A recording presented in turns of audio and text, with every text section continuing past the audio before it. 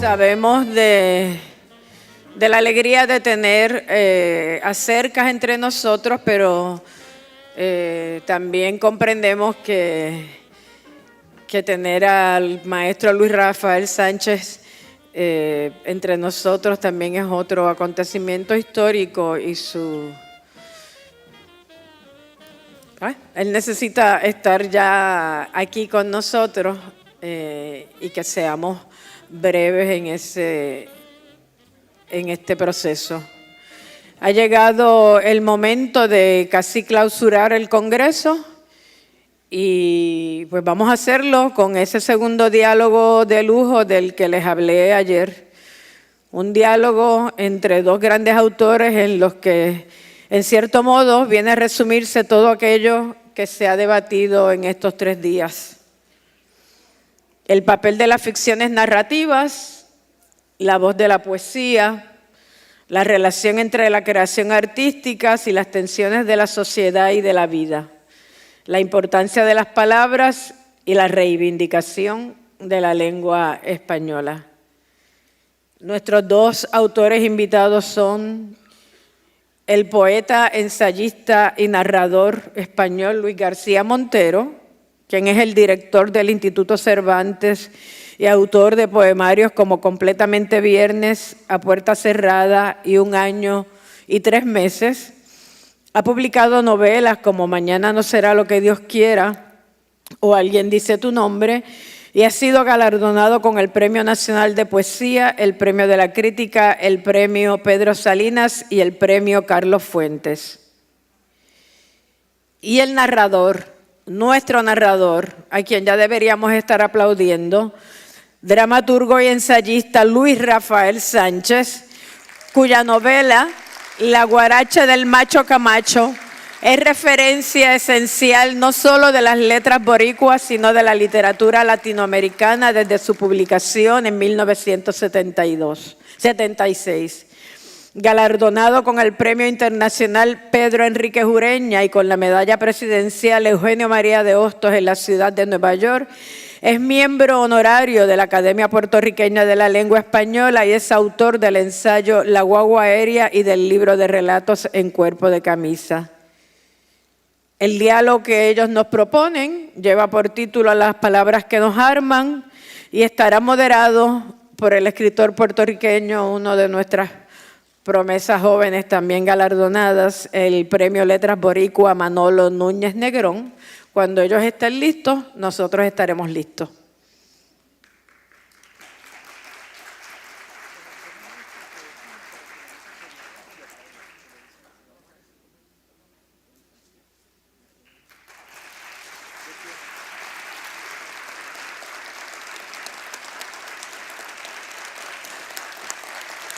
Que sea inagotable ese aplauso para el maestro Luis Rafael Sánchez, acompañado de nuestra escritora Ana Teresa Toro, Manolo Núñez,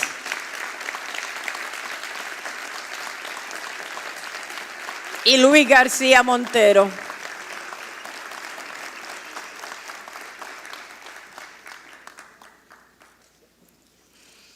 Tendremos 1 hora para este deleite y luego, al terminar, para concluir, el presidente de la Junta de Directores de la Corporación de Bellas Artes también dará un mensaje breve.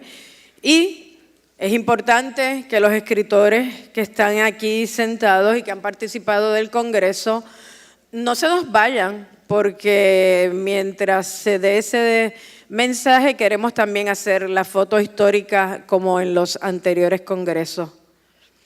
Quiero saber que el maestro está cómodo, que el micrófono está cerca y que tanto Luis como Manolo están listos para comenzar. Cuando ustedes digan.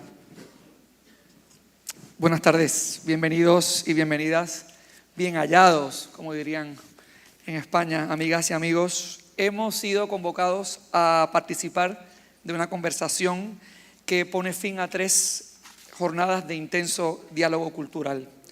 Si Rubén Darío no hubiese escrito El coloquio de los centauros, quizás ese habría sido un título más apropiado para este junte. tendremos que conformarnos con el coloquio de los Luises.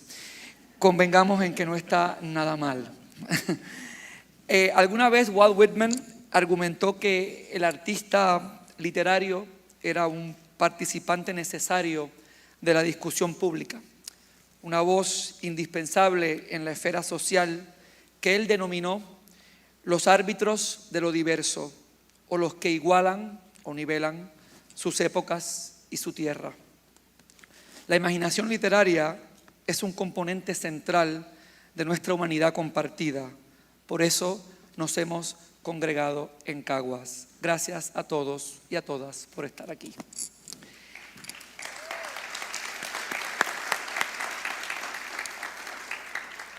Ibsen nos regala una imagen conmovedora. Golpeado por el martillo, el mineral se puso a cantar. Escribir, podría suscribirlo Juan Ramón Jiménez, es vencer la tentación del silencio. Y aquí estamos con un poeta que nos ha legado versos inolvidables y hermosos. Tú me llamas amor, yo cojo un taxi. Muchos hemos tomado el taxi. Y a muchos el taxi se nos ha ido. Como dos cuerpos se defienden cuando están abrazados. Porque nada me importa, solo tu piel, la piel de una tormenta. O no puede haber tragedia donde nunca se descompone un sueño. Este es el hombre que prefiere escoger sus derrotas, lo cito, el hombre que nos ha dicho, el eco de tu piel cuando te beso. Para nosotros en Puerto Rico es un placer tener aquí hoy a Luis García Montero.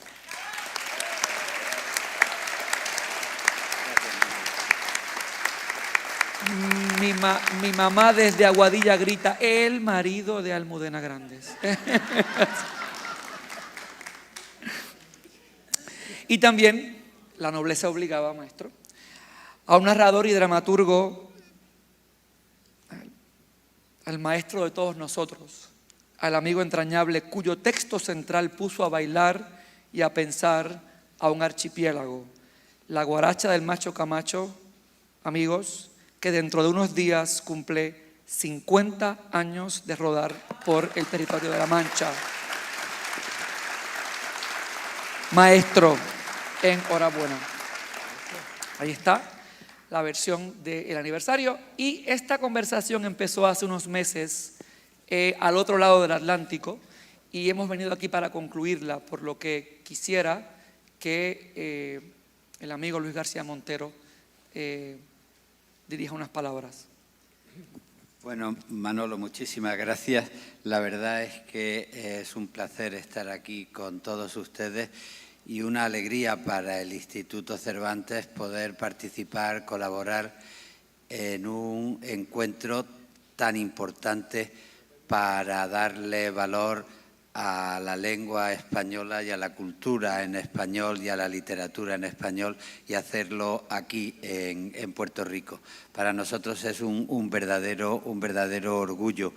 Y como director del Instituto Cervantes yo quería aprovechar la ocasión para hacerle entrega a Luis Rafael Sánchez de una llave, porque saben ustedes que el Instituto Cervantes tiene lo que se llama una gran caja de las letras, donde se custodia la herencia de lo más significativo de nuestra cultura.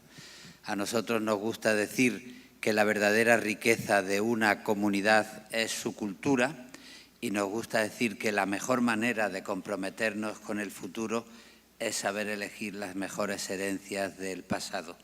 Y allí hemos recibido la herencia que nos llegó pues de Federico García Lorca o de Miguel de Unamuno, la herencia de Gabriel García Márquez, de Mario Vargas Llosa, y fue un honor para nosotros poder recibir también la herencia de Luis Rafael Sánchez.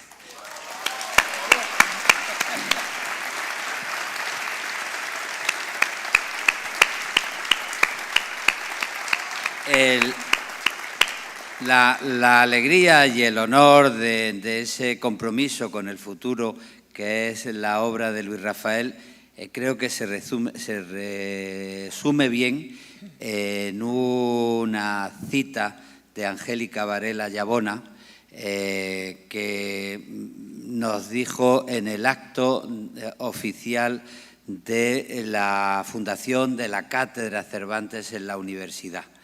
Ella dijo: desde su icónica novela La guaracha del macho Camacho hasta sus ensayos, cuentos y obras teatrales, ha construido un universo literario en el que el Caribe no es solo un escenario, sino también un personaje vivo que respira, canta y se revela. Yo creo que es muy significativo a la hora de valorar el español, y aquí hablo como director del Instituto Cervantes, comprender que se trata de uno de los grandes idiomas de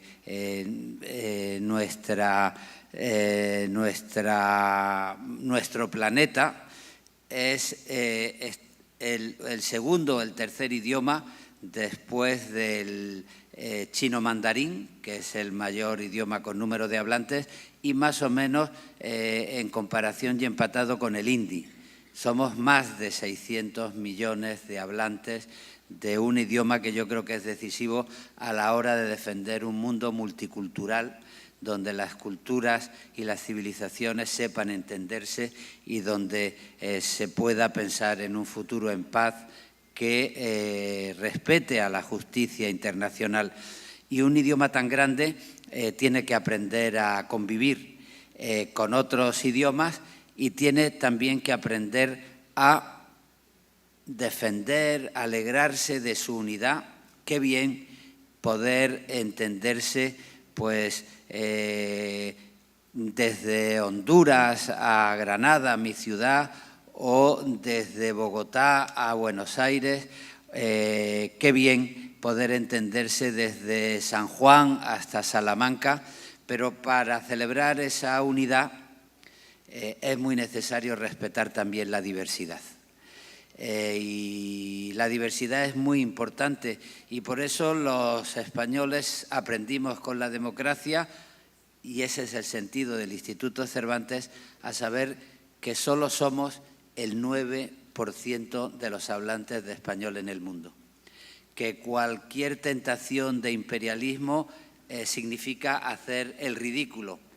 Y bueno, pues ahora están haciendo el ridículo otros en vez de los españoles, y yo me alegro muchísimo.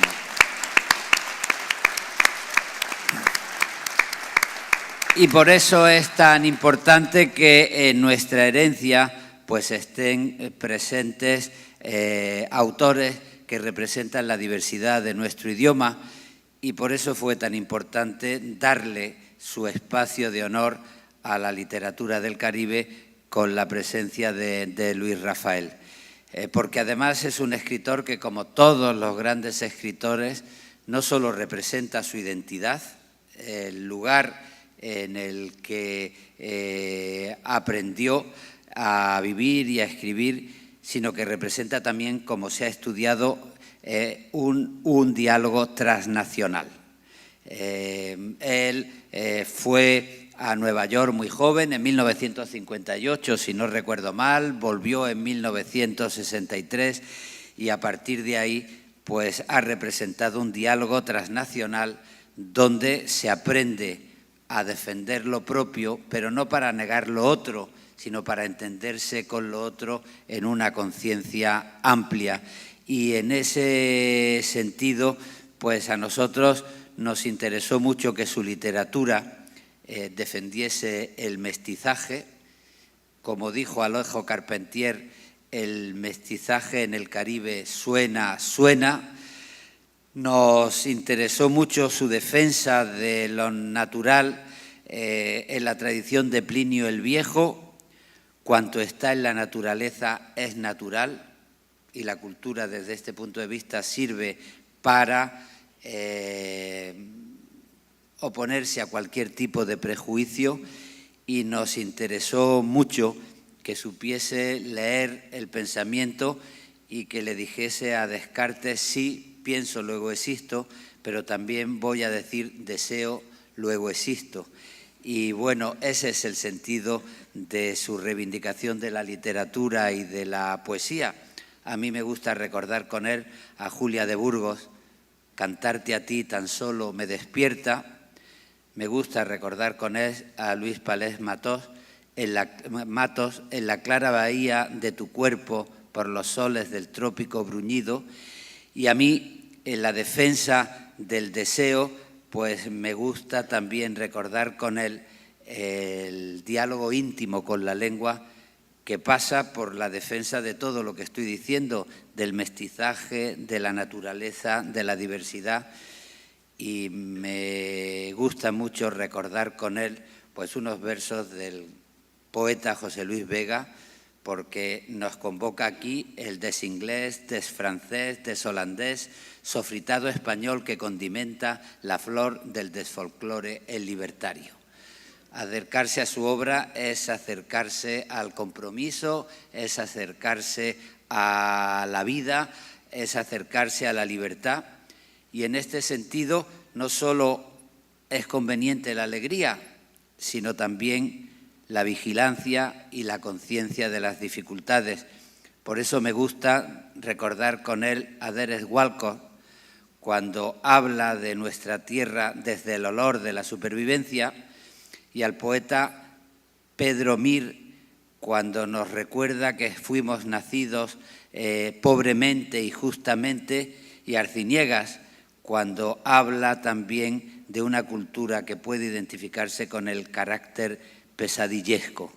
Esa manera de tomar la vitalidad y la conciencia de los peligros es lo que convierte a la cultura mestiza que representa Luis Sánchez en una enérgica protesta contra la esclavitud del desempleo y contra cualquier tipo de abuso histórico.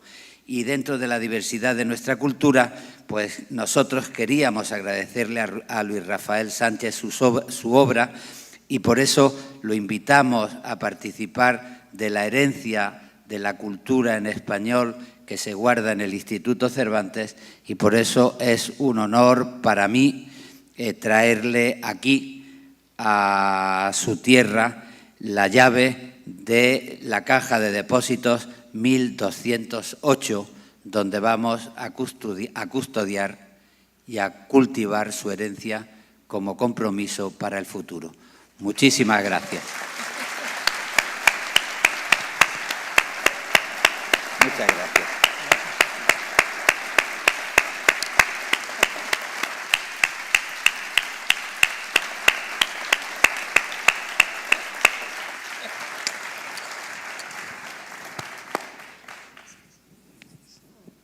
Maestro.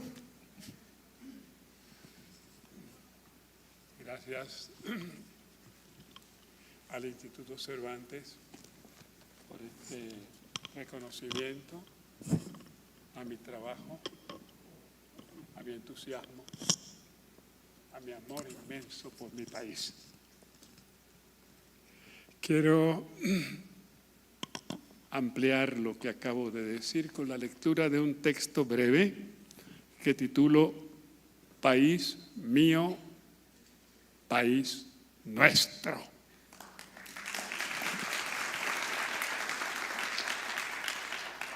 La palabra puertorriqueñidad invita al debate. Unos detestan su significado por considerarlo fatuo. Otros aplaudimos su significado por considerarlo honroso. Algunos rechazan dicha palabra, dizque por rotular imprecisiones. Son también imprecisas otras palabras con las cuales puertorriqueñidad emparenta semánticamente: italianidad, vietnamidad, mexicanidad, ucranianidad, dominicanidad, norteamericanidad? No lo son. Unas y otras aspiran a precisar las calidades intrínsecas de un país, de resumirlas en una palabra que satisfaga a cuantos allí van y a cuantos de allí proceden. Ni palabreja, ni palabrucha, ni palabrota. La palabra puertorriqueñidad sintetiza la emoción saludable y el razonamiento fértil que auspicia el lugar donde se nace, donde se crece, donde se principia la juventud y encarrila la adultez. Resumidamente, el lugar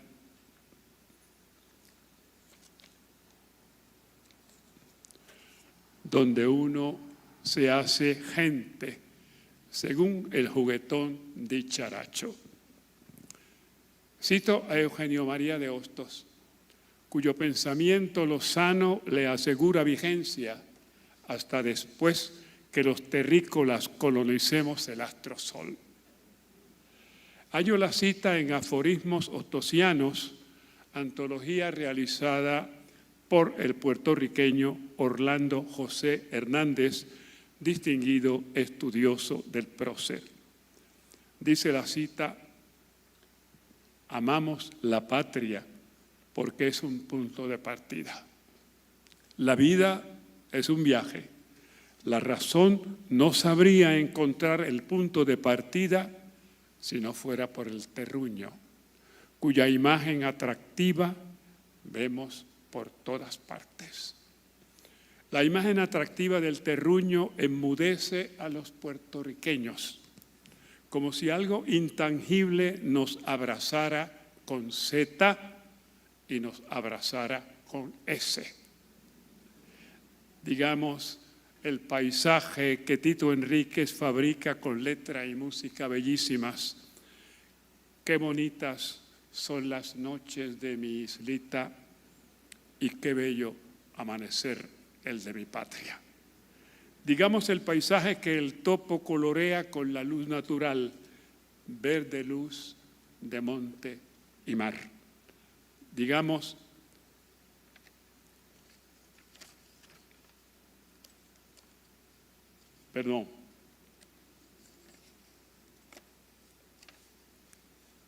debía haber ensayado. Digamos la sensibilidad que el egregio Rafael Hernández le adjudica a ciertas flores de nuestro jardín criollo. Silencio, que están durmiendo los nardos y las azucenas. No quiero que sepan mis penas, porque si me ven llorando, morirán. Digamos oír al viento don juanear a la monoestrellada en colaboración con la brisa alcahueta. Celebro el boom de la literatura puertorriqueña contemporánea. Boom, mirada al país con ojos todavía imparciales. Abundan los jóvenes a quienes el talento escolta la sangre que corre por sus venas. Unos jóvenes que anhelan forjar hoy un luminoso con las inconveniencias del ayer oscuro. Juventud, palabra suntuosa cuando implica ahora. Juventud, palabra menesterosa cuando implica ahorita. Entusiasmado leo obras audaces de la literatura puertorriqueña reciente. Número 1, Travesías, ejemplo del rigor con que José Luis Vega arma su poesía. Una poesía nutrida por la inspiración a punto de milagrosa y el temario de cosecha fresca. Un poema de Travesías homenajea al cine, dando pie al ingenio galante de nuestro enorme poeta. Número 2, Los Nidos, el formidable debut novelístico del poeta Xavier Valcárcel. Debut donde el asunto gay subvierte la norma hetero. Nebuleo bautizan ahora tal asunto. que no logrará disminuir la agresión de quienes practican la moral de recetario. Cosas veredes. El Papa Pancho se declaró incapaz de juzgar a unos sacerdotes tentados por el pecado de Fando. ¿Quién soy yo para juzgar a nadie?, se preguntó con humildad redentora. Cosas veredes. La ignorancia es la chilla del prejuicio. Hoy se vilipendia a la concubina con el sobrenombre de chilla. Hoy los moralinos ignoran que la homosexualidad es un percance congénito, por tanto, ajeno a la culpa. Tampoco el tartamudo es culpable de su tartamudez. Tampoco el ojituerto de su ojituertez. Culpables son las chapucerías de madre naturaleza en sus gestiones de madrastra. Cuidado con las lenguas largas. Abundan las madrastras a quienes apenas les toma medio minuto hacer hija de la hijastra. Madrastras más buenas que el pan calientito. Prosigo celebrando el boom de la literatura puertorriqueña actual. Crucero Caribe, crucero que capitanea nada más y nada menos que Ana Lidia Vega, una narradora indudablemente espléndida. Mandamás, de Manolo Núñez Negrón. Esto también es una casa de Cesane Cardona. Ambos, el Manolo y el Cesane, son cachorros que renuevan el contenido y el continente escritural. Antología del Olvido, de Eugenio Bayú, reconocimiento al variado civismo boricua durante los primeros 59 años del siglo XX. Número 7, La insurrección del cacique Humacao, de Fernando Nando Acosta. Un recuento hipnótico del combate taíno contra los invasores aborinquen. Siendo aborinquen la hija prehistórica de la mar y del sol, los puertorriqueños o boricuas somos nietos legítimos suyos. Explica la pasión boricua por el achicharramiento playero del cuerpo, la susodicha legitimidad. 8. Debí tirar más fotos. Diccionario de nuestro vocabulario soez, en especial el manejado por el juglar Bad Bunny. Lo firma Maya Sherwood Dross, la distinguida lexicógrafa. 9. A veces te quiero mucho siempre, de Edgardo Nieves Mieles. La paradoja del título bromea la incorrección gramatical e invita a leer los relatos sugestivos que componen el tomo, absurdistas, fantasmagóricos, concordantes con el humor siniestro. Los relatos prestigian la inventiva libérrima de Nieves Mieles. Número 10. 3 veces leo el libro de relatos Cerrar la puerta detrás de ti, de Janet Becerra. La resiedumbre de una prosa elaborada con un idioma español de exactitud pasmosa, más unas tramas harto originales, más unos personajes embriagados por la intensidad, plasman un corpus donde no sobra ni una coma, un corpus a premiar con el sinfín de bravos.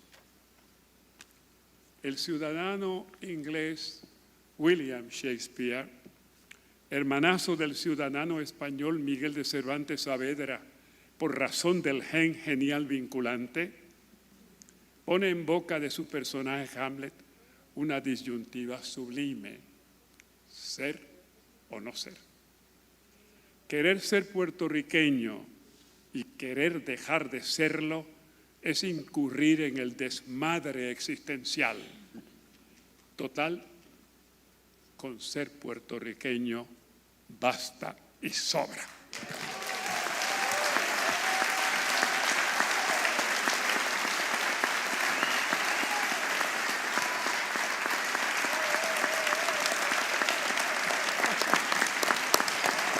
Un aplauso de pie para el eterno maestro de todos nosotros, Luis Rafael Sánchez. Momento histórico para nosotros, para Caguas, para el país.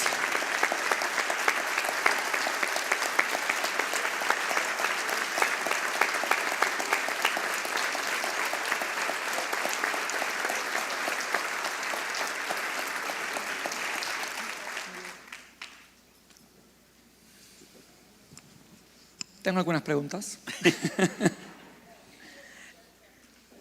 Estoy aquí para no perderme, lo saben, no los voy a interrumpir. Ahora, como dijo la filósofa Giselle Merenguera de Casta, vamos a lo que vinimos. ¿Te gustó la cita, verdad? Hace unos años al maestro Claudio Guillén le preguntaron cómo andaba el estado de la literatura española. Y él corrigió al periodista enseguida: la literatura en español. Les pregunto a ustedes, ¿cómo creen que ha evolucionado el territorio de la ficción a ambos lados del Atlántico en las últimas décadas? Yo creo que podemos estar seguros de la fuerza de nuestra literatura y de nuestra cultura. Y digo esto porque creo que hay motivos para estar orgullosos.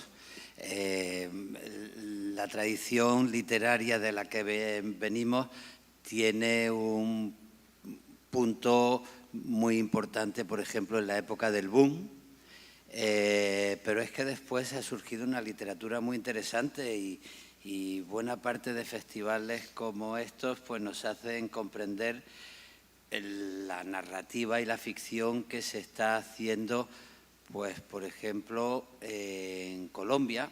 Y aquí tenemos a Juan Gabriel Vázquez, en Argentina, y tenemos a Claudia Piñero, en México.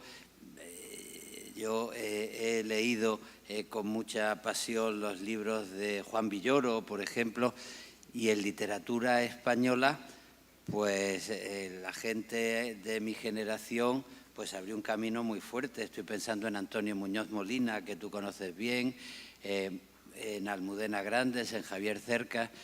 Yo creo que hay mucha fuerza que han seguido después generaciones más jóvenes, ¿no? Y en poesía también. Creo que se está haciendo en Perú, en Colombia, en México, buena parte de la mejor poesía que yo leo ahora entre los jóvenes. Y digo que hay que estar orgullosos, pero no autocomplacientes. Porque ahora no nos basta con ser la lengua de Luis Rafael o de García Márquez. Es que estamos en los retos de la transformación tecnológica y de la ciencia. Y no podemos consentir que las instituciones públicas empobrezcan la inversión en cultura, en universidades y en todo aquello que nos puede hacer fuertes para seguir manteniendo el horizonte y la energía de nuestra cultura. Y en ese sentido, a mí me gusta decir que hay que ser fuertes no solo en narrativa y en poesía, sino también en ciencia y en tecnología. Y para eso, los representantes públicos tienen que comprender que deben invertir mucho en cultura y en universidad. Claro que sí.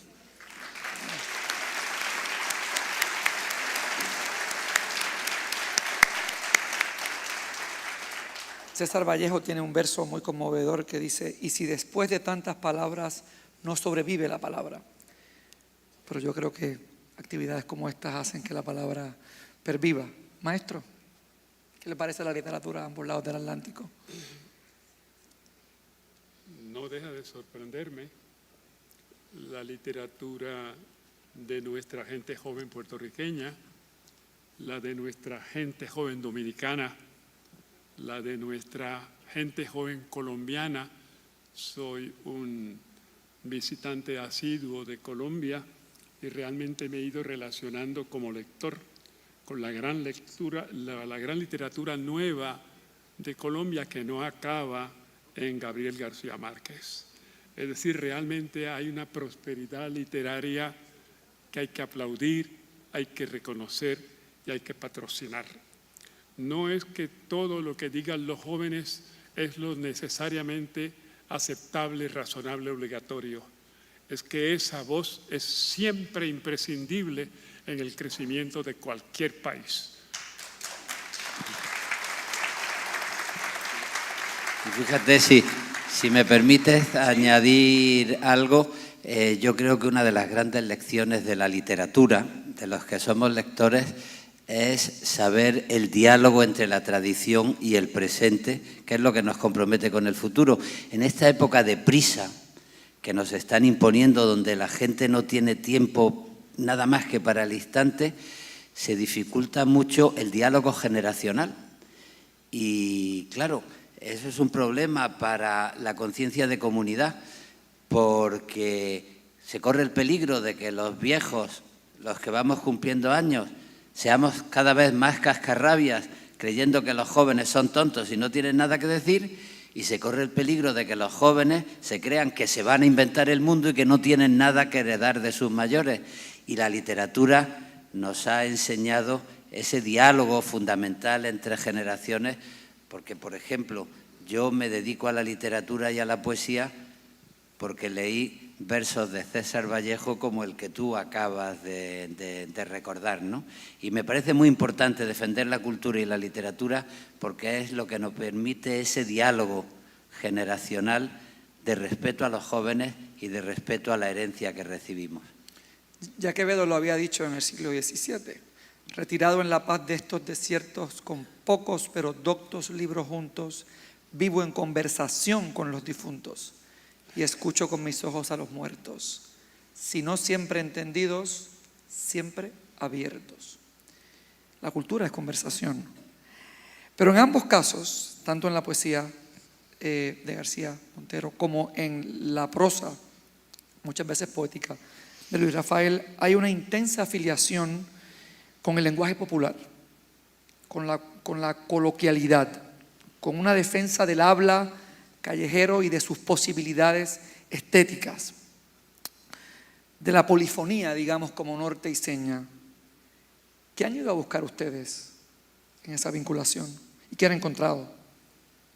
En mi caso, realmente no he tenido que ir a buscar nada porque ese es mi mundo. Yo provengo de lo que ha dicho Manolo, esa clase intermedia que con mucha burla a veces se llama, ¿verdad?, la clase aburguesada, pero no se puede hablar de clase aburguesada si provenimos de un caserío. A mí últimamente me gusta mucho reclamar, para que me regañen mis amigos, que soy un mulato de caserío. Eso lo he convertido, pues, en un historial de mi existencia. No me molesta decirlo, tampoco lo molesta mi cara, ¿no? Es decir, tampoco puedo negar que soy un mulato. Y en cuanto de caserío, para que se entienda que también en los caseríos, en las zonas pobres, en las situaciones marginales, hay una dignidad, hay una manera de entender la realidad, hay una manera de entender el idioma. El idioma realmente acaba siendo la gran fotografía de todos nosotros que vamos haciendo diariamente. Yo a veces me detengo a hablar con una persona porque le acabo de oír decir una palabra que me deslumbra, porque realmente el idioma, lo que decimos, como lo decimos, no hacemos otra cosa que retratar quiénes somos.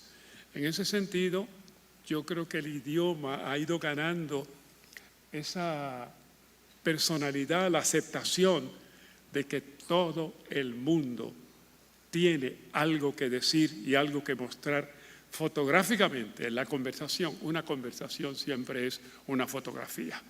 Incluso hay gente que uno la aleja porque no le gusta cómo retrata. Es decir, a uno no le gusta cómo se expresa, cómo humilla, cómo ofende, cómo falta el respeto a lo que es el idioma. Pero el idioma no es solo el poema de Luis Pález Matos, es también la mala palabra dicha en la calle por una persona que está indignada con la realidad que le ha tocado vivir. Eso también es idioma. Pues sí, es verdad. Y el idioma es también lo que se oye por la radio cuando está uno en medio de un embotellamiento. En ese sentido, la vida es una cosa fenomenal. La vida es una cosa fenomenal y el idioma se pega a la vida, y por eso la literatura es tan importante, ¿no? Porque las palabras se cruzan, nos conocen, nos reconocen, y ya decía, uno está en un atasco y de pronto, pues a través de la radio, pues va oyendo palabras, y de pronto el idioma te mezcla la alta sociedad y las vidas y las preocupaciones de un senador con las vidas de un muchacho que se está dejando influenciar por el inglés, y la vida de la gente de la calle, que a mí me recuerda siempre lo que aprendí en Antonio Machado, el principio de un libro decisivo a mi modo de ver, el Juan de Mairena, es cuando Machado dice: los eventos consuetudinarios que acontecen en la rúa. Pongamos eso en poesía: lo que pasa en la calle. Y en ese sentido, la literatura te enseña a descubrir las diferencias que hay entre el culturalismo rancio y la cultura profunda de lo que cabe en cada palabra, que es lo que te hace entender lo que hay dentro de cada ser humano. Bueno, yo creo que el lenguaje popular que nos llega a través de las canciones, a través del lenguaje de la gente, a través de la radio y a través de lo que escuchamos en la calle, creo que debe ser una parte fundamental para comprender en qué cultura habitamos. A mí Machado me gusta mucho porque, como Pérez Galdós, tiene un sabor a pueblo, no sé si me explico, y tiene un verso maravilloso y corto: hoy es siempre todavía. ¡Qué maravilla! No creo que haya que decir mucho más después de eso. Y otro un poco más duro: gloria a Caín, que envidió la virtud.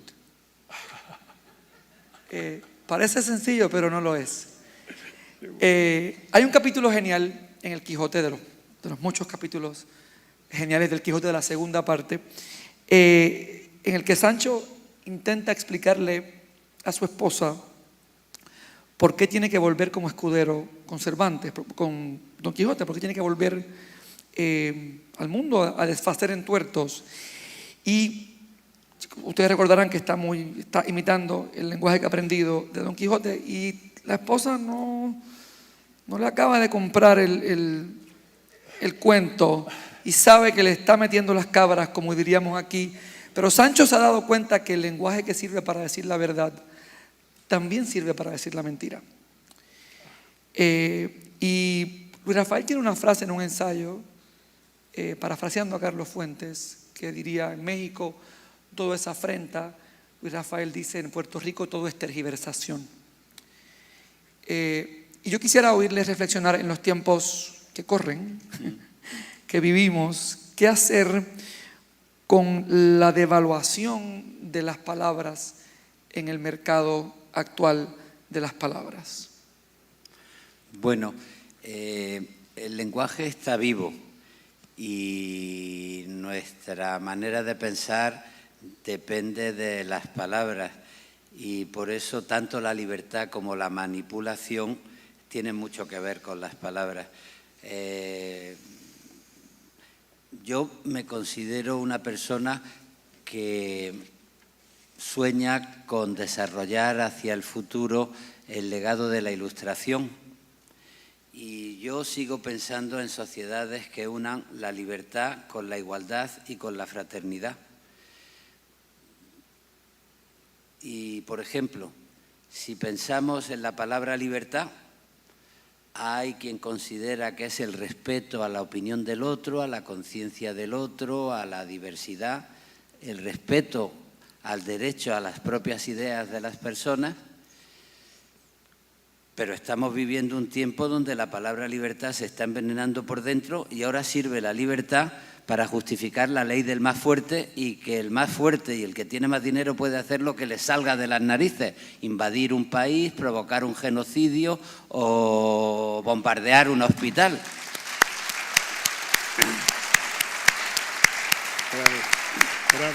La palabra igualdad puede ser una ilusión común que nos permita vivir en respeto o puede ser la homogeneización.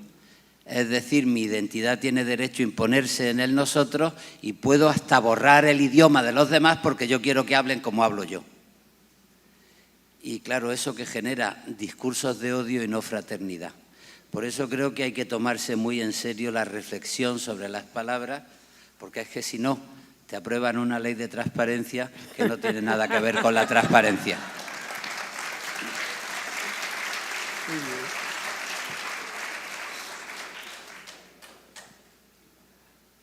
¿Me toca a mí? ¿Le toca a usted? Pensaba yo, mientras hablaba mi tocayo, en que ha habido una irrespetuosidad colectiva a la palabra. Ya realmente todo se toma a chacota, una chacota casi siempre rastrera, vulgar, insultante, humillante. Ya realmente hemos perdido incluso las diferencias que no son las sociales ni las raciales, sino las diferencias que nos hacen personas a todos. Personas, seres humanos con conflictos todos, porque los tienen todos. No se puede decir que solamente los conflictos los padezcan o los tengan o los enfrenten los pobres. También, los ricos también lloran, como decía aquella novela mexicana, ¿verdad? Ahora que México ha ido perdiendo su lugar preponderante en la construcción de telenovelas y que los turcos se han quedado con el mercado, ¿verdad? Cosa que no me molesta porque no soy telenovelero. Si paso por el televisor, pero veo que me detengo ahora más en las telenovelas turcas. Y creo que tengo una razón particularmente mía, interesante, y es que en las telenovelas turcas los galanes llegan a ser hasta otoñales. Es decir, yo digo, bueno, tan mal no están, ¿verdad? De buena primera, un señor ya un tantillo mayor es capaz de mirar a una chica tan bonita y tan atractiva como Ana Teresa Toro. Entonces, realmente uno siente qué alivio que finalmente, claro, al hombre otoñal se le mete en una categoría que a mí me parece espantosa. Son hombres interesantes. Y yo recuerdo cuando yo empezaba a enseñar en la Universidad de Puerto Rico, había que dar un texto de Ortega y Gasset para una psicología del hombre interesante. Bueno, pero interesantes somos todos los hombres.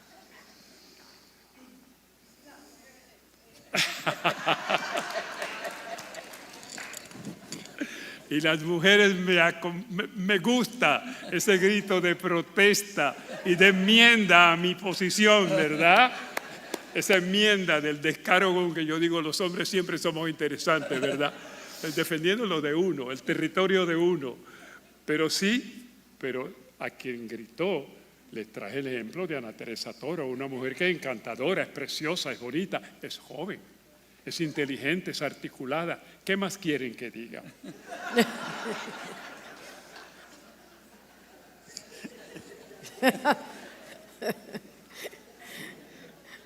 ¿Te toca a ti? Me toca a mí. Contesta, Manolo. Yo voy a empezar a decir del trasfondo de un sueño, Filimelé, la cabellera enjambrada, sombra crece, para resolver el silencio. Filimelé es una joya. Limel es una joya, es una referencia para los que no son locales al gran poeta puertorriqueño Luis Pález Matos. Continuamos. Me quedan solo un par de preguntas.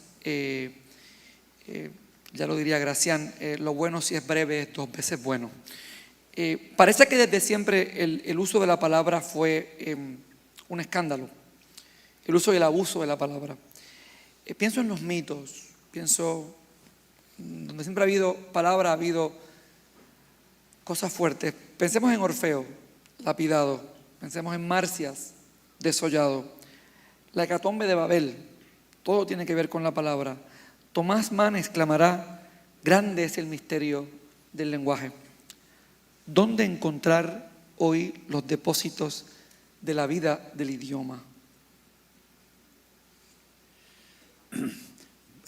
Yo creo que en el respeto del ser humano y en la inteligencia de las personas que quieren hacer un mundo cada vez más habitable.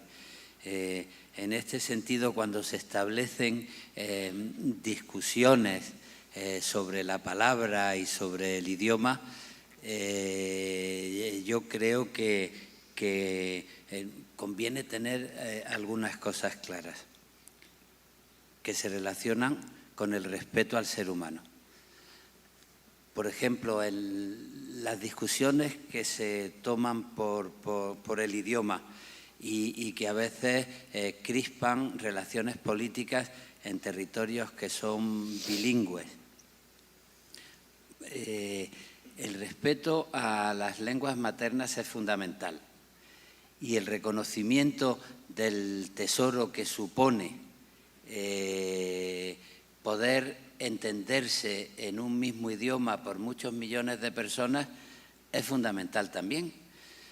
Por ejemplo, cuando se puso en marcha el Instituto Cervantes, se habló de la cultura española y de la cultura en español, porque se quería hablar de la cultura española, que no es solo cultura en español, sino que es también catalán, gallego, euskera, y se quería hablar de cultura en español, que no es solo cultura española, sino también cultura de 20 países que tienen ese idioma. A mí me entristece mucho que haya españoles que quieran despreciar el catalán como si no fuera patrimonio y que haya catalanes que quieran despreciar el español no sabiendo qué riqueza tenemos del idioma, ¿no? Bueno, pues hay gente que hace esas disputas y que utiliza el español para meterse con el catalán o el catalán para meterse con el español. Y la convivencia y el respeto me parece que es fundamental.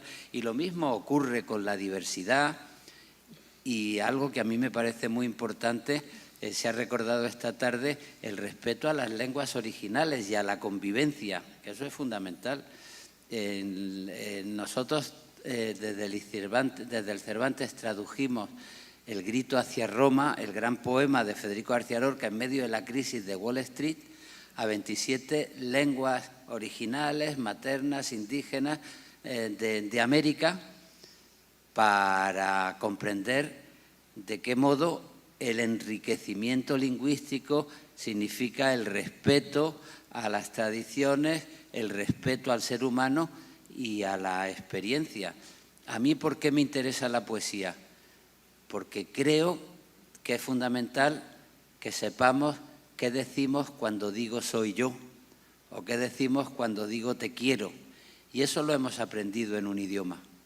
Y si se falta el respeto al idioma, pues se falta el respeto al ser humano. Y para respetar al ser humano, más que defender identidades cerradas que quieran borrar al otro, hay que invitar a un diálogo de identidades abiertas que en la diversidad consigan construir ilusiones colectivas.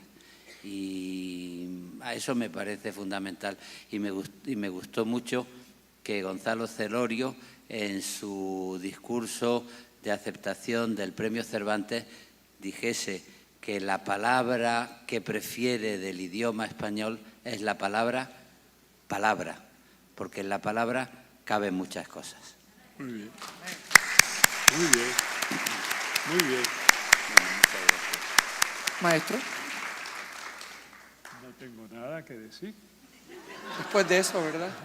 Yo creo que Luis, mi tocayo, ha redondeado el argumento de manera que no hay posibilidades, nuevas vías. Porque te he leído mucho. Tramposo. No, yo creo que quizás después de ese éxtasis de epifanía secular, nuestra conversación está llegando al final. Sí quisiera hacer una última pregunta. Y me gustaría preguntarles, que todas estas ocasiones tienen el riesgo, o quizás podríamos decir, la tendencia a una cierta, o el peligro, farandulización de los valores literarios y de la figura del escritor y de la escritora. ¿Algún antídoto para combatir la frivolidad en el pensamiento? Hay que aprender a decir que no. Y lo digo porque siempre se espera que un escritor sea un hombre que está siempre disponible para opinar de todo, como si fuese un todólolo. Y no es cierto. Y creo también que el escritor también debía empezar a entender que su sitio no es siempre en el escenario, ante las candilejas, ante las grabadoras, que también hay que dar la dignidad del silencio al escritor, lo que parece una paradoja, ¿verdad? Porque su vida está hecha de contar, de relatar, de decir. Pero sin embargo, yo quisiera que se entendiera que el escritor no debe hablar de todo. Y aquí nuestro animador, nuestro interlocutor ha usado una palabra que a mí sí me importa mucho, y es que hemos acabado frivolizándolo todo, hasta el hecho de crear, de trabajar, de encerrarse durante a lo mejor un año para poder hacer un párrafo. El escritor no es un mago, el escritor es un obrero de la palabra y todo le tiene necesariamente que dar trabajo. Todo lo que es fácil es frívolo, es pasajero, se evapora. Yo creo que realmente un escritor es un hombre comprometido con hablar en serio. Con hablar en serio aun cuando su discurso parezca no serlo. No sé cuántas veces algunas personas me han reprochado. Yo leí una carta una vez que me hizo mucha gracia y nunca lo olvido, que decían que qué lástima que yo siendo un hombre inteligente no mirara más las estrellas. Yo decía, bueno, pero ¿qué es eso de mirar las estrellas? Es decir, reducir mi vida a escuchar pamplinas, porque las estrellas siempre es lo que no toca el problema, lo que no toca la esencia de la dificultad. Es decir, yo digo, ¿por qué hay que ver al escritor como una especie de traductor de la idiotez? No lo es. No lo es. Mejor es que se quede callado muchísimo tiempo, como ha ocurrido con algunos de nuestros grandes nombres literarios, que escriben hoy una novela extraordinaria y por más que le ofrezcan millones y millones y millones de adelantos, quedan callados hasta que tienen algo que decir con coherencia, con representación de la dignidad del ser humano, del diferente. Yo creo que el escritor sí, yo insisto en que debe ser el gran traductor del diferente y defender al diferente, que es siempre el acusado y el acosado.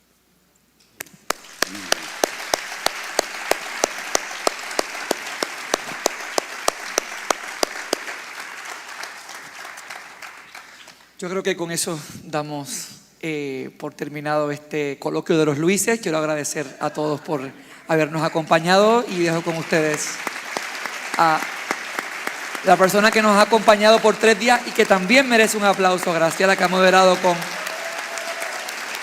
gracia, inteligencia y rigor. Gracias a ustedes, gracias Manolo, gracias Luis García Montero, gracias Amado Huico.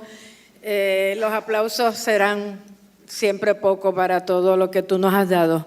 Con este diálogo magistral y este momento histórico. Damos por concluida la parte creativa y creadora del Congreso Internacional de Escritores, pero cada acto creativo tiene una parte oficial que es el motor que lo logra mover, y en ese momento no podemos irnos sin las palabras siempre alegres y esperanzadoras del presidente de la Junta de Directores de la Corporación de Bellas Artes y alcalde de la ciudad de Caguas, una ciudad que ha hecho alianza con la Asociación Internacional de Ciudades Educadoras, al honorable William Miranda Torres. Gracias, Caguas, por ser semilla y sede del Congreso.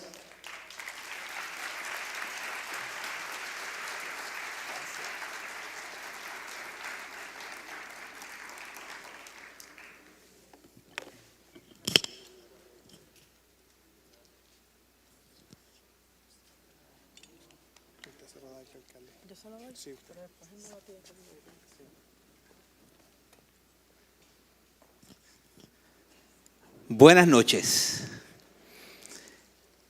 Miren, yo llevo 15 años siendo alcalde y perdonen, porque pocas cosas como que me intimidan. Pero estar aquí acompañado de amigos con tanto conocimiento y tanta experiencia, estoy intimidado. Quiero primero que todo darle gracias a Dios por la oportunidad de tener un día más de vida para compartir con ustedes este acto tan extraordinario con familia y amigos. Hoy culmina con gran éxito la tercera edición de nuestro Congreso Internacional de Escritores, un evento que durante 3 días convirtió a nuestra ciudad criolla en un punto de encuentro para las letras, el pensamiento y la creatividad de Puerto Rico y de toda Latinoamérica. Aquí en la Sala Felipe Rodríguez de nuestro Centro de Bellas Artes Ángelo Berríos de Caguas, la palabra libre, diversa y luminosa se alzó como la verdadera protagonista. Bajo el lema La libertad de las palabras, este Congreso nos ofreció conferencias, debates y talleres que enriquecieron nuestro espíritu y reafirmaron el poder transformador de la literatura.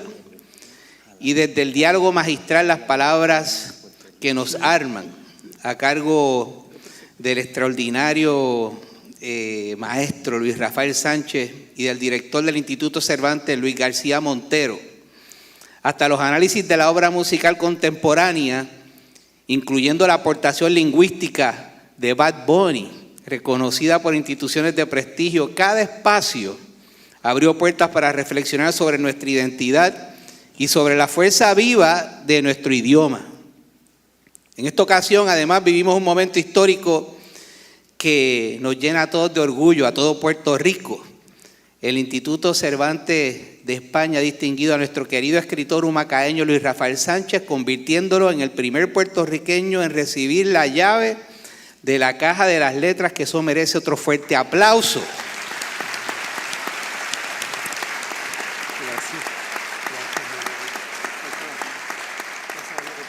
Lugar donde se deposita simbólicamente su legado para las generaciones futuras. Para Caguas ser testigo de este honor es un privilegio inmenso. Luis Rafael Sánchez no solo es un gigante de nuestras letras, es un embajador de nuestra identidad, de nuestra picardía, de nuestra memoria colectiva. Su reconocimiento engrandece a nuestra cultura y reafirma el valor universal de la literatura puertorriqueña.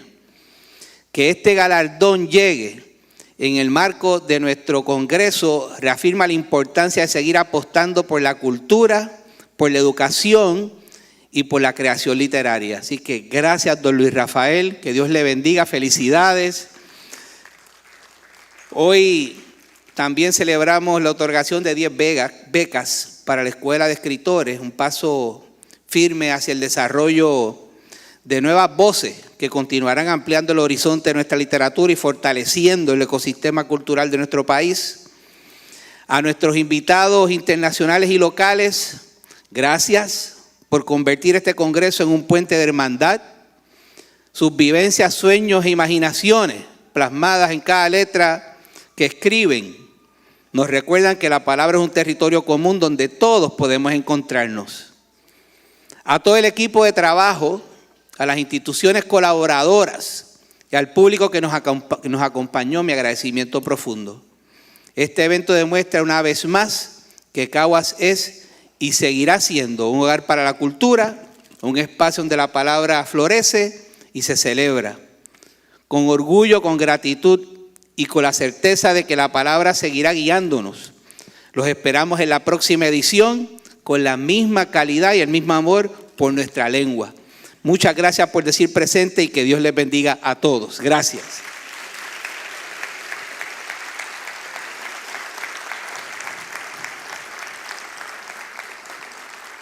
Aprovecho para hacer entrega de un humilde obsequio.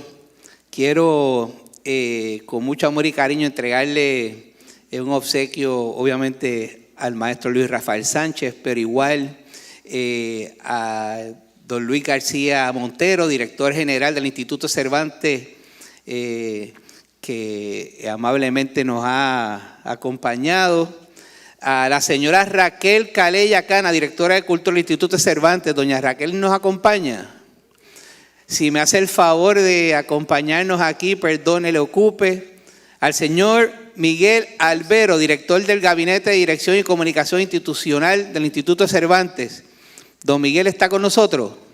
Don Miguel. Y al señor Santiago Herrero, director de Relaciones Culturales y Científicas de la Agencia Española de Cooperación Internacional para el Desarrollo. Don Santiago Herrero. No vino. Pues ustedes me hacen llegar el obsequio. Pues quiero hacer la entrega a don Luis Rafael con un abrazo apretado. Ese pesa un poquito. Para don Luis García Montero, el director general del Instituto Cervantes, quiero hacer la entrega de esta obra del artista Maisonet, que incluye los símbolos de nuestra ciudad, que son el roble, el pitirre y el moriviví, porque decimos que los cagüeños criollos somos fuertes como el roble, valientes y arrojados como el pitirre y con la sensibilidad del moriviví. Así que con mucho cariño por su participación en el Congreso de Escritores del Municipio Autónomo de Caguas, su contribución al enriquecimiento de las letras quedará grabada en el corazón de la ciudad. Que Dios le bendiga. Gracias. Para los amigos,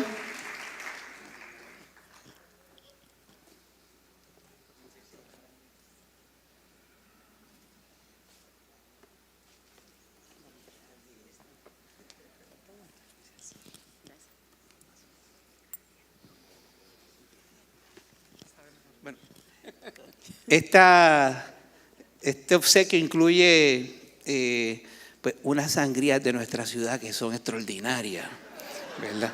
Así que si las deja por ahí descubiertas puede, porque las veo todas y todas son sabrosas. Igual incluye un pequeño obsequio de un roble que nos distingue a nosotros como cagüeños fuertes. Y con mucho cariño para ustedes. Que Dios les bendiga. Gracias. Gracias. Gracias, alcalde. Pero me parece que también... Se me queda por aquí el amigo Manolo. Si lo dejo fuera me busco un lío. ¡Ay, Manolo!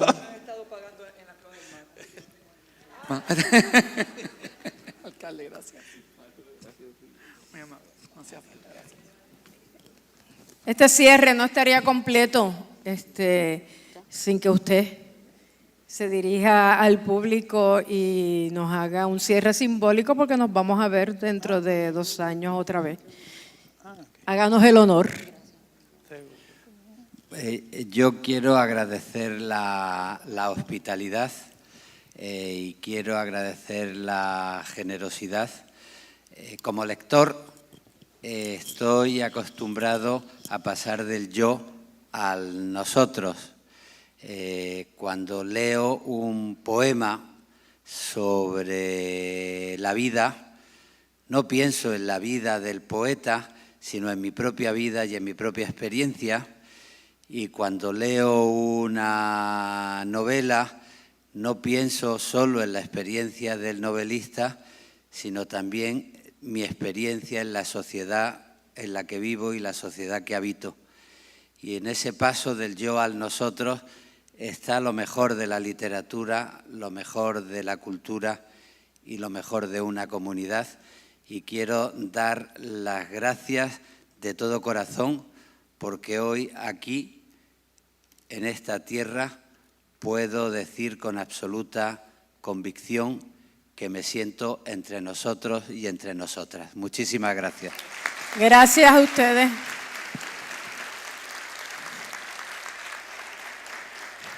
No se me muevan, porque queremos hacer la foto histórica que se hace todos los años con todos los participantes que pueden ir subiendo.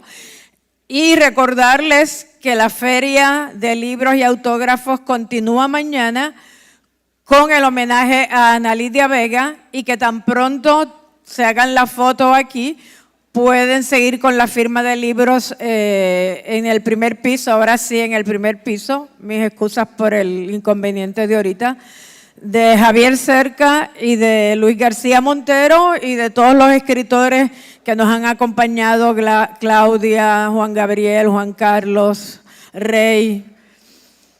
Así es que de nuestra parte, nos vemos dentro de 2 años. Y no me quiero ir tampoco sin darle las gracias a Ivonne Class, Elena San Pedro y José Manuel Fajardo, los 3 motores de este congreso, a Linda Hernández, Zoila Levis, a todo el equipo, Dani, Rosalina, Leila, el equipo técnico, todos los aliados y aliadas del congreso y a ustedes por estar aquí presentes. Nos vemos en 2 años.